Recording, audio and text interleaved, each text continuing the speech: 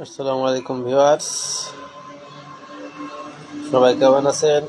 আশা করি ভালো আছেন। আমিও আলহামদুলিল্লাহ ভালো আছি। আজকের বিষয় হচ্ছে নতুন শিক্ষা ব্যবস্থা, নতুন কারিকুলাম।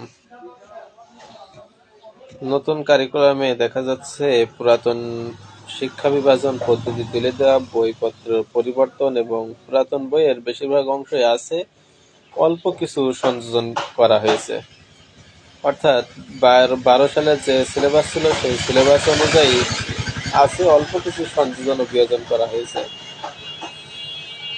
শেখ মুজিব এবং স্বাধীনতা সম্পর্কিত যে সমস্ত অতিরঞ্জিত কথাবার্তাগুলো ছিল সেগুলো পরিহার করে যেগুলো শোভা পায় এবং যেগুলো প্রকৃত ঘটনা সেগুলোই তুলে ধরা হয়েছে।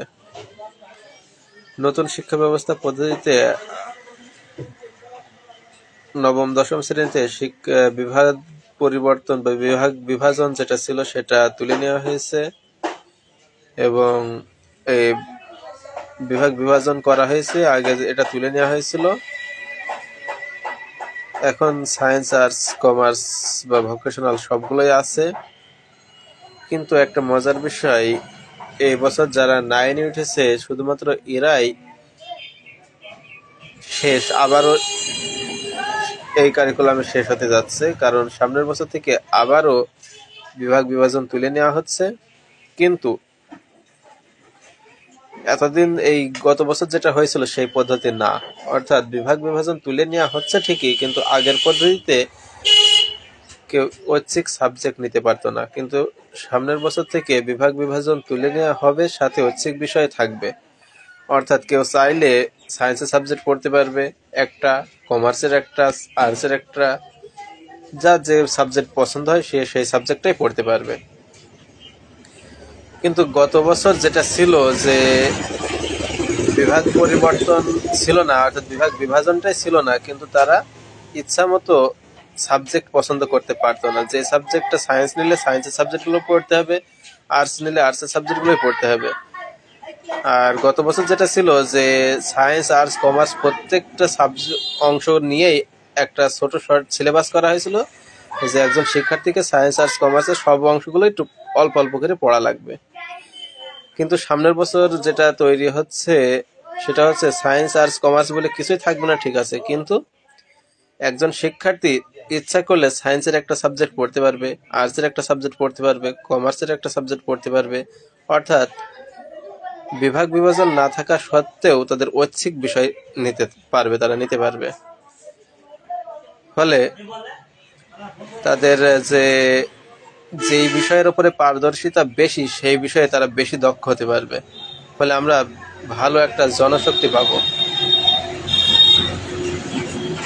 আর ইচ্ছা মতো তাদের উপরে ঘাড়ে চাপাই দেওয়ার ফলে তারা পড়ার প্রতি অনীহা বেশি তৈরি হতো। কিন্তু এখন সেই অনীহাটা অনেকটা কমে যাবে, কারণ তার যে সাবজেক্টটা পছন্দ সেই সাবজেক্টে সে পড়তে পারবে। ফলে তার পড়ার প্রতি আকর্ষণটা আরো বৃদ্ধি পাবে।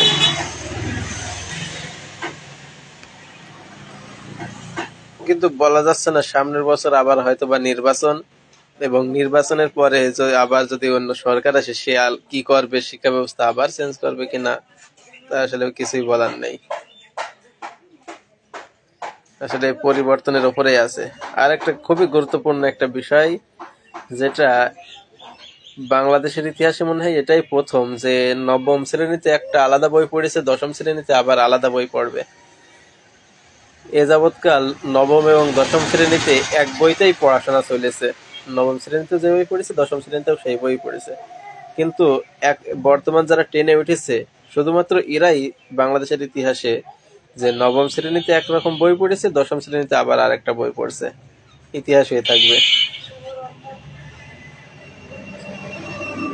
যাক, যেটাই হয়েছে না কেন আল্লাহ ভালোর জন্যই করে। তা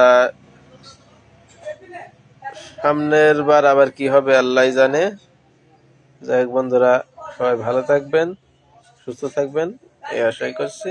খুদা হাফেজ।